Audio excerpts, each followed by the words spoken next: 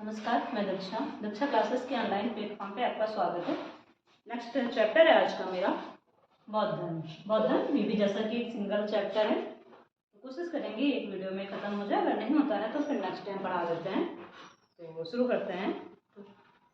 बौद्ध धर्म से पहले भारत में उत्तर वैदिक काल चल रहा था। तो पहले हम चीजों को ओरली समझ लेते हैं। तो जैसा कि आप जानते हैं, भारत पहले सनातन धर्म में, पूरे भारत में सनातन धर्म माना जाता था। तो सनातन धर्म का मतलब पूरे भारत में शिव, विष्णु, इंद्र सब देवताओं की पूजा होती थी। तो उत्तर वैदिक काल में लोहे का प्रचार बढ़ने से, जैसे उत्तर वैदिक काल में हम पहुंचे वैसे ही लोहे की खोज हो गई उत्तर वैदिक काल में। और जब लोहे की खोज हो गई तो भारत, जो इससे पहले एक पशु प्रधान देश था, वो कृषि प्रधान देश में कन्वर्ट हो गया।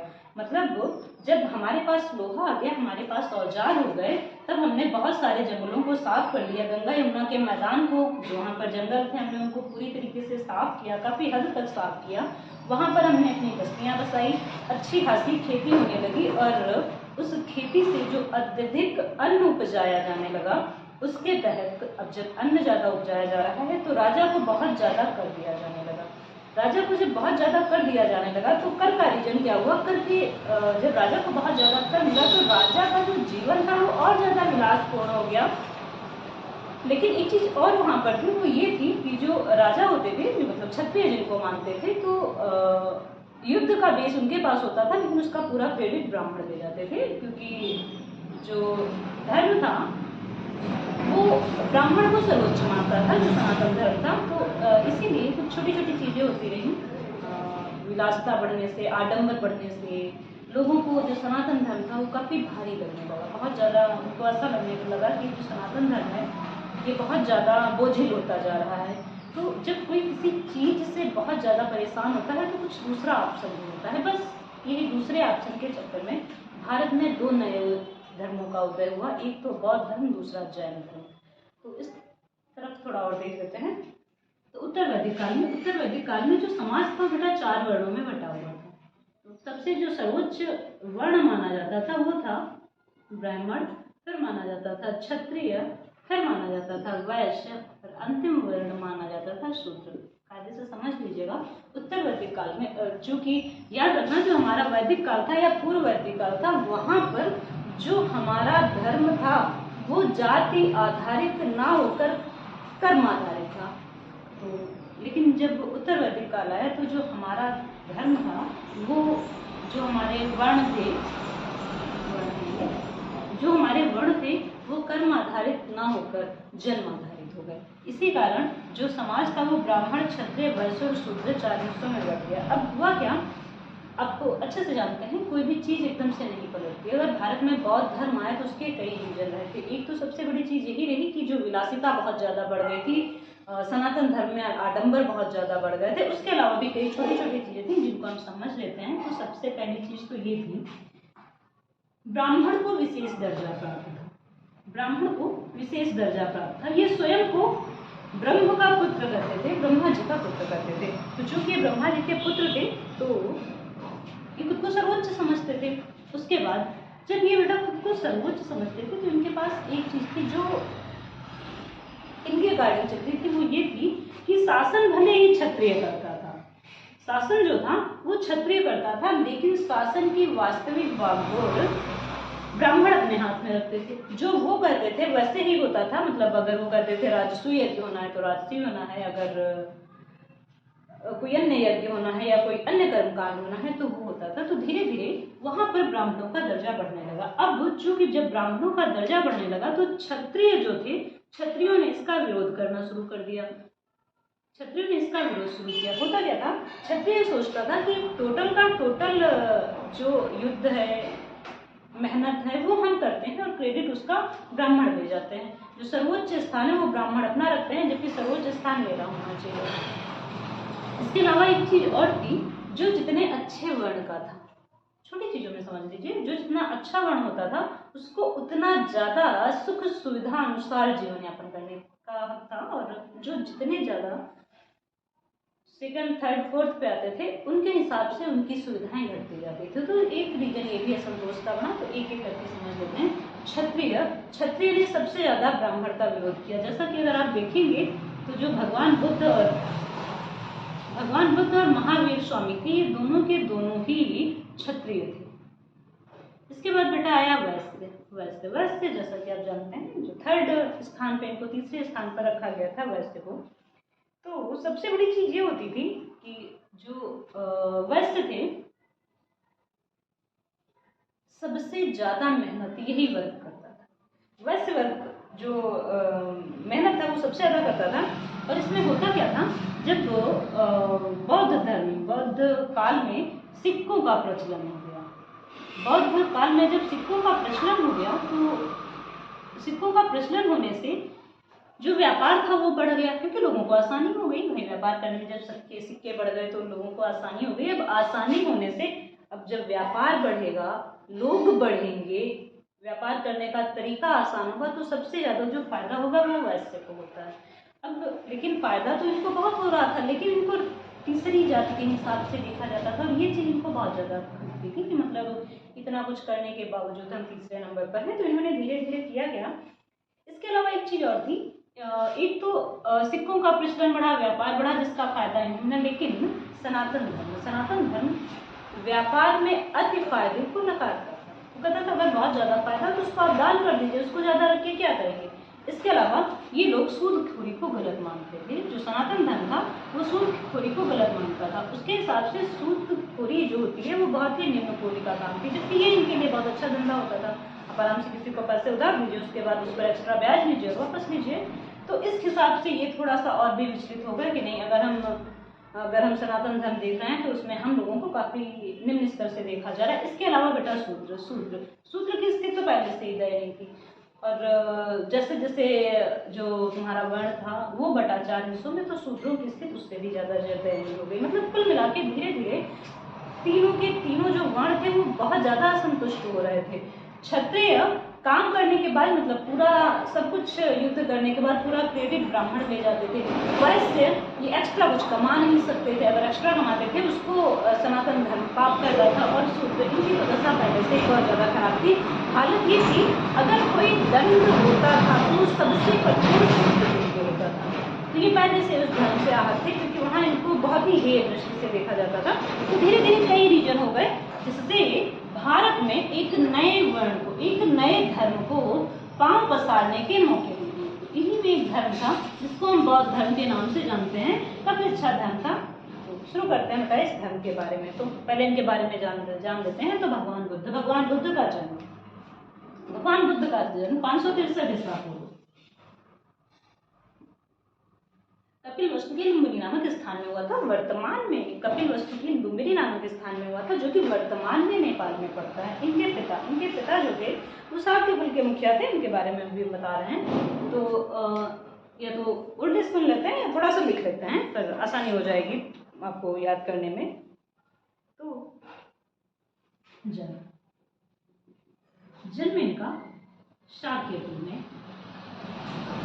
क्षत्रिय वंश में। इनके पिता शुद्धोधन।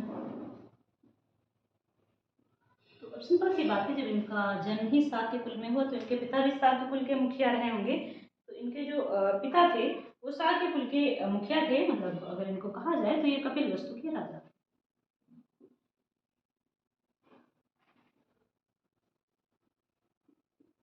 इनके पिता कपिलवस्तु के राजा थे। इनकी माता का नाम महामाया देवी था, जो कि कोल्य वंश की राजकुमारी थी। उनकी माता का नाम महामाया देवी था, जो कि कोल्य वंश की राजकुमारी थी। इसके अलावा बेटा इनका जो बचपन का नाम था या इनका जो वास्तविक नाम था, इनका वास्तविक नाम सिद्धार्थ था। इनका गोत्र गौतम था।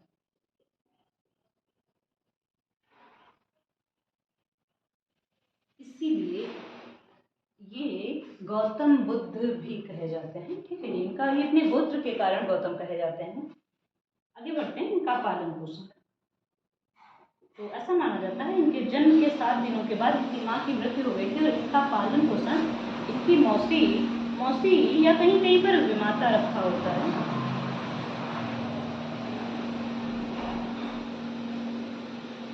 महाप्रजापति गौतमी ने किया, या एनफ है, कहीं कहीं पर प्रजापति गौतमी लिखा हुआ है। तो इनका पालन पोषण इनकी माता मौसी या माता महाप्रजापति गौतमी ने किया। एक बार फिर रिपीट करें, जन्म इनका साक्य कुल में, जो कि क्षत्रिय वंश था।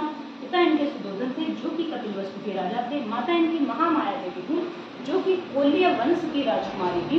इनका वास्तविक नाम सिद्धार्थ था। गोत्र इनका गौतम था। पालन पोषण इनका इनकी मौसी या माता प्रजापति गौतमी ने किया था। आगे बढ़ते हैं। तो जब इनका जन्म हुआ था तो ऐसा माना जाता है, जन्म के आगे थोड़ा सा छूट गया, वैशाख पूर्णिमा को हुआ था, छूट गया। तो ऐसा माना जाता है जब इनका जन्म हुआ था तो कौंडिल्य नामक ज्योतिषाचार्य ने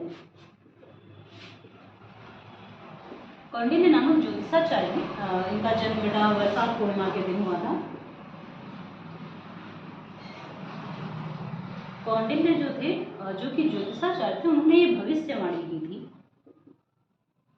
इनका नाम कभी कभी पूछ लेता है, आप अगर अच्छा जान रहे हैं बिजनेस वगैरह में, थोड़ा पूछते हैं, उसमें कई क्वेश्चन होते हैं एक साथ ही। तो कौंडिल्य नामक जो ज्योतिषाचार्य थे, इनके जन्म पर उन्होंने भविष्यवाणी की थी कि या तो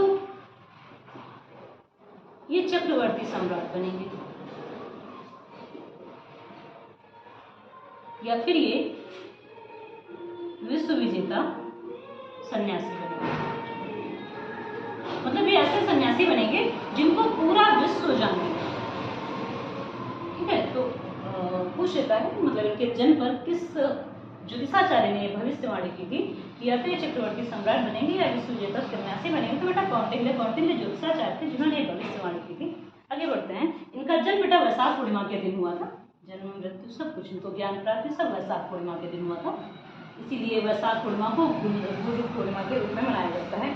आगे बढ़ते हैं।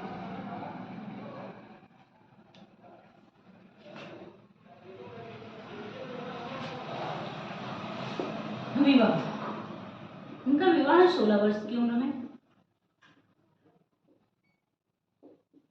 पत्नी का नाम यशोधरा।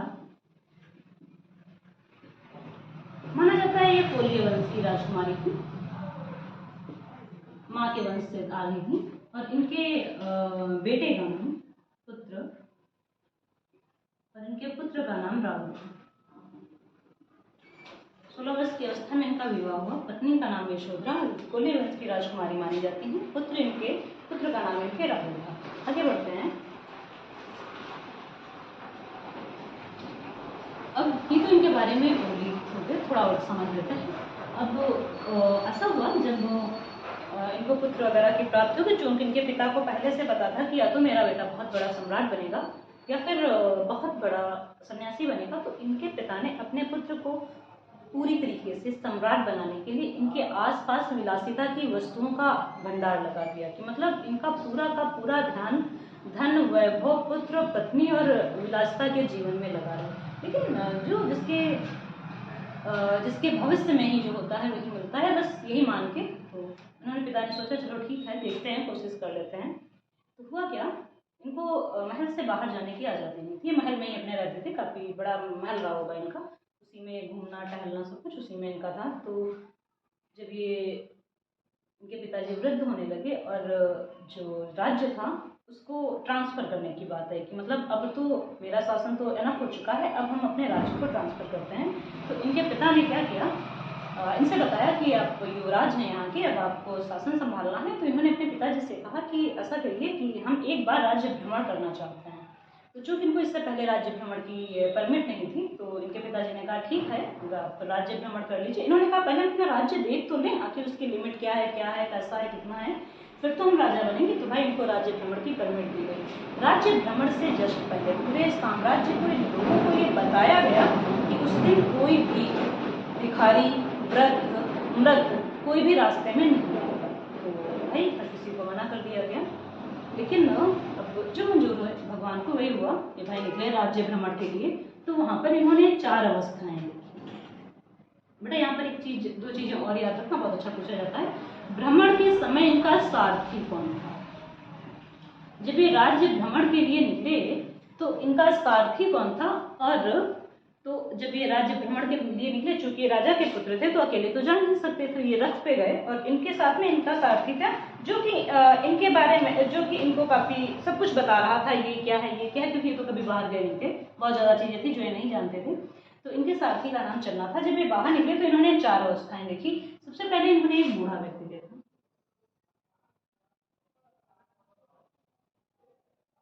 बूढ़े व्यक्ति के बाद दूसरे नंबर पर इन्होंने मृत व्यक्ति देखा, दूसरे नंबर पर इन्होंने बीमार देखा था। इसको सिद्धांत सही कर रहे थे। सबसे पहले इन्होंने बूढ़े व्यक्ति को देखा, फिर इन्होंने बीमार व्यक्ति को देखा, उसके उपरांत इन्होंने मृत व्यक्ति को देखा, और अंतिम इन्होंने चौथा व्यक्ति देखा, वो एक सन्यासी था। तो जब ये भ्रमण के निकले तो सबसे पहले एक बूढ़ा व्यक्ति इनके आंखों के सामने आ गया। तो इन्होंने अपने सारथी से पूछा ये क्या है, तो उसने बताया कि ये जीवन की अवस्था है, ये वो अवस्था है जहाँ पर व्यक्ति खुद से पूरी तरह लाचार हो जाता है, उसके पास खुद के काम करने की भी तथा नहीं रहती है, वो इतना लाचार हो चुका है कि वो पूरी तरीके से दूसरे पर निर्भर है। ठीक है, आगे बढ़े तो इन्होंने एक व्यक्ति देखा जो कि देखने में उनको लगा नहीं कोई व्यक्ति है, लेकिन वो इतना ज़्यादा कमजोर था, इतना बेकार था कि उसको देख के नहीं कहा जा सकता था कि नॉर्मल एक मानव है। तो इन्होंने देखा, उन्होंने पूछा अब ये क्या है, तो इन्होंने कहा ये बीमार व्यक्ति, ये बहुत ही असाध्य रोग से ग्रसित है। तो इस कारण ये बहुत ज़्यादा असाध्य रोग से ग्रसित होने के कारण इनकी ये हालत हो गई है। आगे बढ़ने पर इनको एक मृत व्यक्ति मिला। इन्होंने पूछा यार अब ये क्या है, उन्होंने सारथी से पूछा मतलब चलो 2 चीज़ें निपट गई, अभी तीसरा कौन है, तो उन्होंने कहा ये जीवन की अंतिम अवस्था है, ये वो अवस्था है जहाँ व्यक्ति पूरा संसार छोड़ के खाली हाथ यहाँ से जा रहा है। फिर आगे बढ़े तो इनको एक बड़ा एक बड़े भाई अच्छे बाबा जी दिख गए, काफ़ी मुस्कुराते हंसते मुस्कुराते हुए, तो इनको बड़ा अच्छा लगा। तो इन्होंने पूछा अब ये कौन है, तो उन्होंने कहा ये सन्यासी हैं, इनको संसार से कोई लगाव नहीं है, ये खुद में ही मस्त रहने वाले हैं, दुनिया आगे जहाँ जाना है। तो ये सन्यासी व्यक्ति हैं और ये खुद में ही मस्त रह रहे हैं। तो इनको भाई इनको देख के बड़ा खुशी मिली, वापस आए।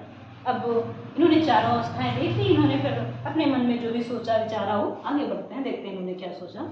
तो साथ ही बेटा यहाँ पर इनका चलना था, याद रखना, इसको पूछा जा सकता है कभी कभी। आगे बढ़ने पर जब भी भाई रिटर्न वापस आए तो चूंकि इनके राजकाज की तैयारी चल रही थी, राजा वाजा बना दिए गए, फिर कुछ दिन हो गए, तब वो 29 वर्ष की अवस्था,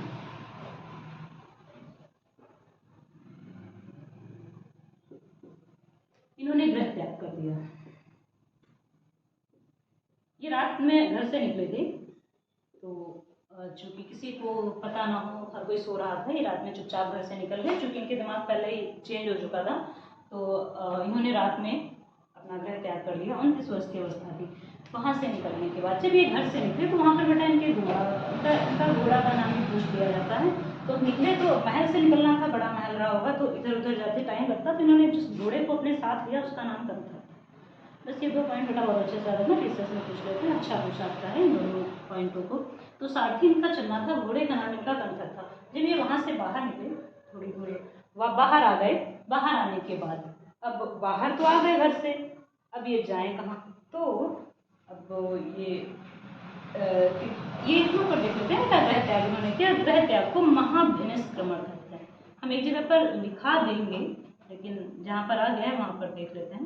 गृह त्याग की जो घटना है उसे महाभिनिष्क्रमण करते हैं। बौद्ध धर्म में गृह त्याग की घटना महाभिनिष्क्रमण कहलाती है। अब भाई ये बाहर आ गए, अब ये जाएं कहाँ, चूंकि इनको कुछ पता नहीं था, तो अब ये कहाँ जाएं क्या करें। अब घूम घाम के इन्होंने अपने जो जीवन है उसका सच तो पता लगा लिया, लेकिन अब आगे क्या करें ये इनकी समझ में नहीं आ रहा था। तो वहाँ से चलते चलते ये सबसे पहले तेज करते हैं इतना थोड़ा सा, वहाँ से निकले, ये घर के बाहर आए, ये सबसे पहले पहुँचे छूट रखा है। इनकी जो पत्नी थी, हमने उनका सिर्फ एक ही नाम बताया, इनकी पत्नी का नाम हमने सिर्फ यशोधरा बताया, जबकि इनकी पत्नी कहीं कहीं पर बिंबा नाम लिखा हुआ है, कहीं कहीं पर गोपा नाम लिखा हुआ है, कहीं कहीं पर भद्रकच्छना भी लिखा हुआ है। तो ये सब इनकी वाइफ के ही नाम है, एक ही हैं, कहीं कहीं नाम है, कुछ मटर छूट रहा है तो उसको बीच में कलेक्ट करके चलते हैं। तो इनकी पत्नी के ये सारे नाम है। अब इन्होंने गृह त्याग किया, महाभिनिष्क्रमण की घटना हो चुकी है, अभी आगे बढ़े। जब ये आगे बढ़े, अब ये जाए कहाँ, तो इन्होंने सोचा कि कहाँ जाए। तो सबसे पहले ये अनोया नदी के तट पर पहुँचे, ये याद रखना, ये दूसरी नदी अनोया नदी के तट पर पहुँचे गृह त्याग के बाद। गृह त्याग के बाद ये अनोया नदी के तट पे पहुंचे। वहां इन्होंने अपना सिर मुड़ाया और वहां पर इन्होंने कासाण वस्त्र धारण कर लिए। सिर मुड़ाया और उन्होंने कासाय वस्त्र धारण कर लिया। कासाय वस्त्र धारण करने के बाद ये पूरी तरीके से सन्यासियों के भेष में आ गए। मतलब नॉर्मल इनको देखा जाए तो पहचाना नहीं जा सकता था। अब 29 साल में घर से निकले। इनको ज्ञान प्राप्ति हुई 35 वर्ष की अवस्था में। मतलब 6 वर्षों तक ये सिर्फ और सिर्फ बिना किसी ज्ञान के या बिना किसी चीज के ये बस घूमते ही रहे। 6 वर्ष तक इन्होंने काफी इधर उधर घूमा, इन्होंने बहुत ज्यादा मेहनत की, तब किया, तब जाके इनको ज्ञान प्राप्त हुआ। लिखा है तो उसमें अगर देखा जाए तो यही लिखा होता है 6 वर्ष के कठोर तप के बाद। लेकिन कई बुकें नहीं मानती हैं, कई बुकें सिर्फ 49 दिन का मानती हैं, बाकी इनका निर्वासन काल मानती हैं। ये घूम ही रहे थे। तो हम फाइनल बीच लेते हैं 6 वर्ष के कठोर तप के बाद इनको ज्ञान प्राप्त हुआ।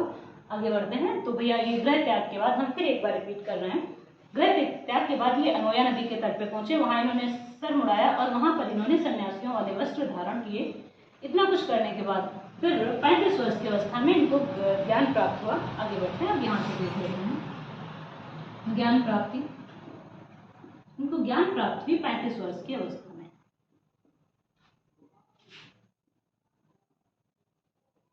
जो घटना धर्म चक्र प्रवर्तन कहलाती है। जो ज्ञान प्राप्ति की घटना है वो धर्म चक्र प्रवर्तन कहलाती है। इनके प्रथम गुरु जो थे इनके वो अल्लाह कलाम थे, जिससे इन्होंने सांख्य दर्शन की शिक्षा ली। अब इनको ज्ञान प्राप्त हुआ। जब ज्ञान प्राप्त हुआ तो हुआ क्या? स्थान देख लेते हैं, वृक्ष देख लेते हैं और नदी देख लेते हैं। तो इनको स्थान देखो, दिक्कत ये होती है उस टाइम के और इस टाइम के नाम में अंतर होता है। तो सबसे बड़ी चीज होती है कि हमको उस टाइम के और इस टाइम के दोनों समय के नाम याद रखने होते हैं। सबसे बड़ी चीज यही होती है। जब इनको ये वहां पहुंचे तो इनको भाई ज्ञान प्राप्त हुआ 35 वर्ष की अवस्था में। बुद्ध पूर्णिमा थी, बुद्ध कहलाइए। इनको ज्ञान प्राप्ति प्रथम 35 वर्ष की अवस्था में धर्म चक्र प्रवर्तन हुआ, तभी से ये बुद्ध कहे गए। ठीक है। और ये भी भैया डेट थी वैशाख पूर्णिमा। तो भैया दूसरी बार हमको वैशाख पूर्णिमा मिल चुकी है। आगे बढ़ते हैं। ज्ञान प्राप्ति 35 वर्ष की अवस्था में ये ज्ञान प्राप्ति घटना धर्म चक्र प्रवर्तन कहलाती है, तभी ये बुद्ध कहलाए। और ये दिन था वैशाख पूर्णिमा का। तो स्थान था बेटा गया। गया वर्तमान में गया बोध गया कहते हैं, लेकिन उस टाइम गया या बोध गया नहीं था। उस टाइम इसको बेटा उरुवेला कहते थे, ये भी याद रखना। तो उस टाइम भैया इसको उरुवेला कहते थे, उरुवेला कहा जाता था उसको। इनको उरुवेला में ज्ञान प्राप्त हुआ। वृक्ष था, पीपल था, लेकिन ज्ञान प्राप्ति के बाद उसे बोधि वृक्ष कहा गया। अगर किसी ने इससे पहले का हर्षवर्धन का वीडियो देखा हुआ तो उसमें हमने उसमें बताया था कि शशांक नरेश ने इस बोधि वृक्ष को कटवा दिया था। इसी वृक्ष को कटवाया था उसने, क्योंकि उससे बौद्धों से सख्त नफरत होती थी। वो शैव धर्म का उपासक। आगे बढ़ते हैं। नदी थी बेटा पुनपुन नदी। वैसे तो पुनपुन थी, लेकिन कहीं कहीं पर वैसे तो निरंजना थी, लेकिन पुनपुन ही कही जाती थी उस टाइम वो। यह निरंजना नदी के तट पर 35 वर्ष की अवस्था में बुद्ध को वैशाख पूर्णिमा के दिन गया बोध गया उरुवेला में पीपल वृक्ष के नीचे, जिसे वर्तमान में बोधि वृक्ष कहा जाता है, के नीचे इनको ज्ञान की प्राप्ति। जब ज्ञान की प्राप्ति, अब ये भगवान बुद्ध कहलाए। ज्ञान प्राप्ति को धर्म चक्र प्रवर्तन कहते हैं। ज्ञान प्राप्ति 35 वर्ष की अवस्था में। आगे बढ़ते हैं। अब इनको ज्ञान प्राप्त हो गया। अब जब ज्ञान प्राप्त हो गया तब तो पहले से ही सन्यासी, दिमाग से सन्यासी थे काफी टाइम से। तो अब ये पूरी तरीके से सन्यासियों को एक उपदेश देने के योग्य हो गए। तो सबसे पहला उपदेश पूछा जाता है। पहला उपदेश इन्होंने 5 ब्राह्मणों को दिया था। अब इनको ज्ञान प्राप्त तो गया में हो गया था। अब जब ज्ञान प्राप्त हुआ तो वहां से ये चल दिए और ये पहुंचे सारनाथ, या उस टाइम ये कहा जाता था ऋषिपत्तन, या इसको कहते थे मृगधर। ये वहां पहुंचे जिन्होंने 5 ब्राह्मणों को, कौंडिल्य एक ब्राह्मण का उसमें नाम था। सबसे पहले उनको पूछा जाता है कौंडिल्य गति। सबसे पहले छोड़ देते हैं, पांच ब्राह्मण ये नाम है। 5 ब्राह्मणों को सबसे पहले इन्होंने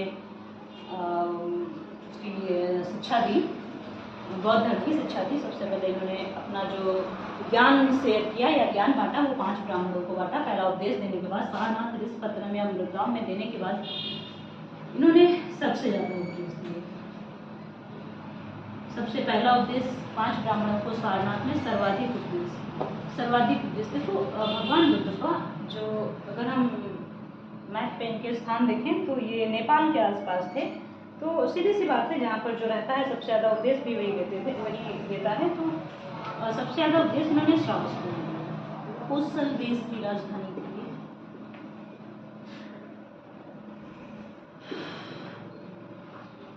तो इन्होंने सबसे ज़्यादा उपदेश जो दिए वो कोसल देश की राजधानी श्रावस्ती में दिए। पहला उपदेश 5 ब्राह्मणों को सारनाथ ऋषिपत्तनम या मृतगांव में दिया और सबसे ज़्यादा उपदेश इन्होंने कोसल की राजधानी श्रावस्ती में दिया। इसके अलावा एक पॉइंट और बहुत अच्छा है, इन्होंने सबसे पहले 2 सूत्रों, हाल फिलहाल जरूरी नहीं है उनके नाम पूछे और कम नाम हम पूछता है, देख लेते हैं। तपस और मल्लिक को अपना शिष्य बनाया।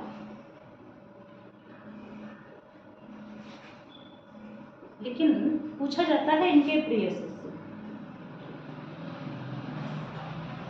इनको नहीं पूछता है, इनके प्रिय शिष्य पूछता है। इनके प्रिय शिष्य थे आनंद। इनके प्रिय शिष्य इसलिए पूछता है क्योंकि आनंद के कहने पर ही इन्होंने बौद्ध विहार में महिलाओं को प्रवेश दिया था। जिनके प्रिय शिष्य में थे आनंद और उपाय, ये दोनों इनके प्रिय शिष्य थे।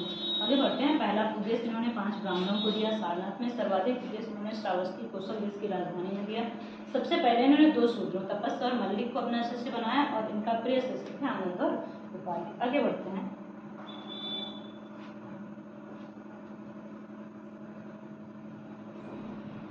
शिक्षाएं बाद में कलेक्ट कर लेते हैं, पहले इनसे जीवन और मृत्यु तक से निपट लेते हैं।